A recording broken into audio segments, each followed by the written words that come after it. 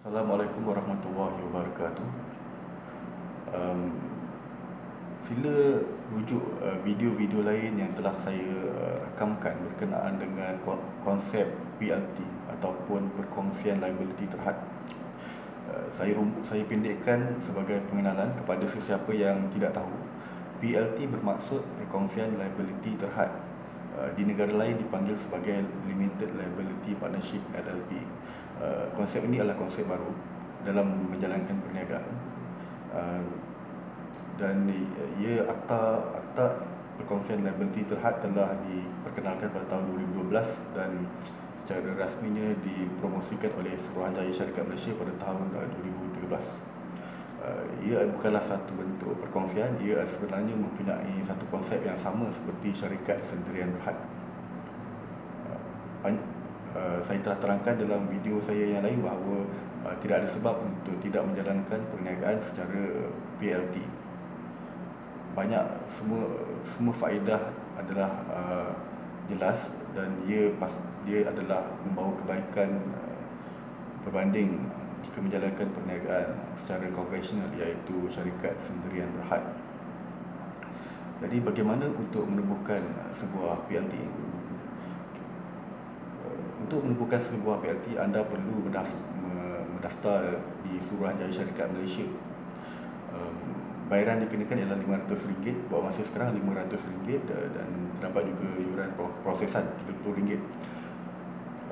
Anda perlu mendaftar di dalam website MyLLP jikalau anda telah mendaftar di SSM. Okay. Untuk mendaftar setelah buat pembayaran, yang penting ialah pertama sekali anda memilih nama. Misalnya kalau kita mendaftar syarikat, kita mungkin memilih nama seperti Maju Jaya Sendirian Berhad SDN BHD. Maju Jaya SDN BHD. SDN BHD bermaksud Sendirian Berhad, itu untuk syarikat. Tetapi jikalau kita mendaftar PLT, nama yang dipilih misalnya ialah Maju Jaya, di belakangnya PLT. Jadi Maju Jaya PLT.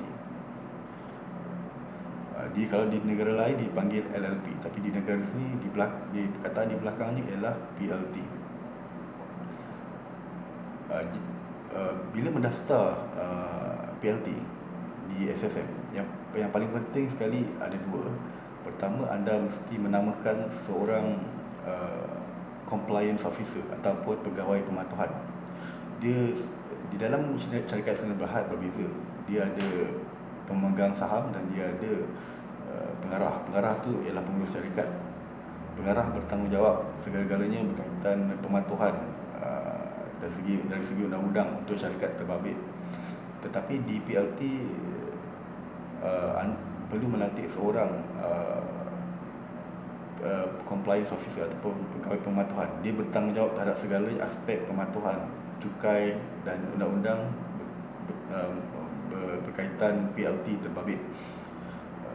Siapa yang boleh menjadi pegawai pematuhan? Ada dua orang. Pertama, ada salah seorang partner ataupun ahli kongsi PLT tersebut boleh dilantik menjadi pegawai pematuhan. Tidak ada sebarang kelayakan dikenakan. Salah seorang ahli kongsi di dalam PLT boleh didaftarkan sebagai pegawai pematuhan.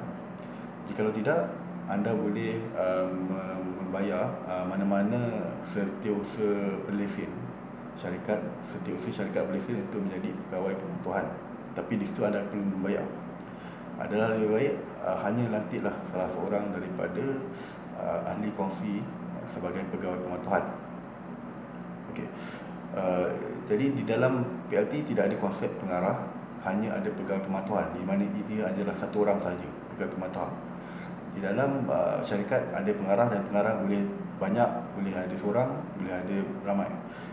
Tetapi di dalam PLT hanya ada seorang pegawai pematuhan. Di dalam syarikat kita ada konsep saham, di mana kita menghasilkan saham dan pemegang saham dipanggil sebagai pelabur. Di dalam PLT tidak ada konsep saham, dia hanyalah modal. Konsepnya lebih mudah, di mana Jikalau katakan ada dua orang yang hendak menubuhkan PLT, mesti ada dua orang, sekurang-kurangnya dua orang. Jadi dua orang ni dia tidak perlu melanggan saham. Jadi dua orang ni dia terus dipanggil sebagai ahli kongsi. Jadi dia tidak ada konsep pelabur atau pemegang saham, dia hanyalah konsep ahli kongsi. Dia ringkas saja. Jadi ahli kongsi itu boleh menyumbangkan modal. Okey, baik. Satu lagi ialah konsep yang paling penting yang perlu dibuat ialah perjanjian. Dia seperti perkongsian, dia mesti ada perjanjian. Perjanjian penting sebagai satu bentuk hitam putih, di mana apa-apa berlaku di antara ahli kongsi boleh dibincangkan dan dirujuk jikalau ada apa-apa. Perkara-perkara yang perlu dimasukkan di dalam perjanjian selalunya ialah modal yang disumbangkan, dan yang paling penting sebenarnya ialah gaji ataupun gaji bayaran kepada ahli kongsi dan juga pembahagian keuntungan. Kenapa di dalam undang-undang misalnya tidak perlu mewajibkan sebuah perjanjian PLT memasukkan bayaran ataupun gaji kepada ahli kongsi PLT? Tapi sebenarnya dia adalah penting sebab dari segi cukai, untuk menolak bayaran kepada ahli PLT, ahli kongsi PLT di dalam cukai pendapatan, perlu dimasukkan butiran mengenai berapa banyak bayaran tersebut di dalam perjanjian PLT. Kalau tidak ada di dalam perjanjian PLT, anda tidak boleh menolak cukai. Untuk pengiraan dan penghantaran borang cukai PLT kepada lembaga hasil dalam negeri, borangnya ialah borang PT, dan borang PT mesti dihantar oleh pegawai pemantauan yang dilantik.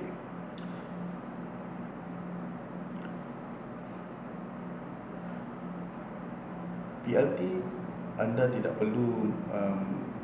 perlu membayar cukai, tetapi anda tidak perlu melantik dan membayar kos yang mahal, kerana anda tidak perlu melantik pihak ketiga iaitu auditor syarikat untuk mengaudit akaun anda. Memang anda perlu membuat akaun dan menghantar akaun kepada Suruhanjaya Syarikat Malaysia, tetapi anda tidak perlu mengaudit.